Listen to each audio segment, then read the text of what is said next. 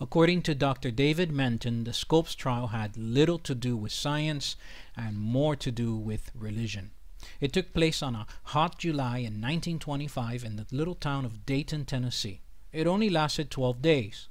And the American Civil Liberty Union was behind it, and they chose Tennessee because it had passed the Butler Act, one of the many anti-evolutionary bills introduced in as many as 20 states in the 1920s.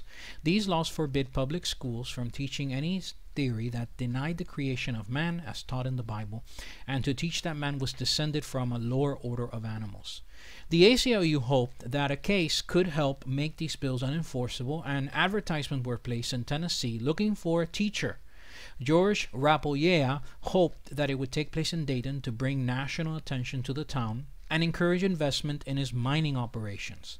He approached a young friend named John Scopes, who taught math and coached football at the local Rea County High School.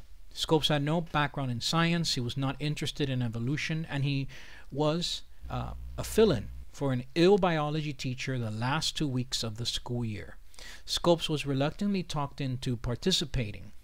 Scopes never taught evolution during his 2 weeks as a biology teacher. He didn't violate the Butler Act, but the class textbook did cover the evolution of man.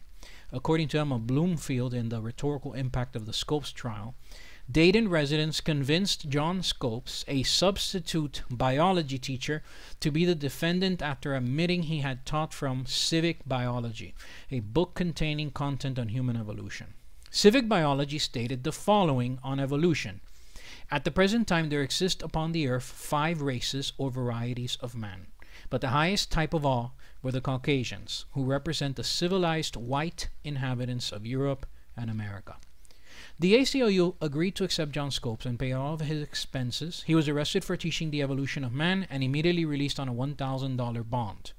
Sue Hicks, who served the warrant for John Scopes' arrest, together with popular Christian lawyer politician William Jennings Bryan, served as the head of the prosecution. William Jennings Bryan had been the leader of the Democratic Party for 25 years and run 3 times for president. He was a conservative Christian, but his political views were liberal for his time. The ACLU chose the famous criminal lawyer Clarence Darrow, who in the past had defended unpopular people, to head the defense team. He was an agnostic who believed man's actions were the result of body chemistry. Technically, the only legal issue in Scopes' trial was whether he violated the Butler Act. But the real issue wasn't his guilt or innocence, but rather, should evolution be taught in the public schools? Darrow hoped that evolutionist scientists would testify, but the judge wouldn't allow it because it was not the issue in the case. Darrow also wouldn't allow his evolutionists to be cross-examined by the prosecution. As a result, most of the testimony by scientists were written. Reading the transcripts of the case, you will note that Darrow and his defense team knew little about evolution and failed in their efforts to establish why it was necessary to teach evolution in the classroom. On the 7th day of the trial, Darrow challenged Bryan to take the witness stand as an expert on the Bible. Bryan agreed against the advice of his counsel, as long as Darrow would do the same. Darrow raised the issue of the 6-day creation. Bryan denied the Bible says God created everything in 6 ordinary days of 24 hours.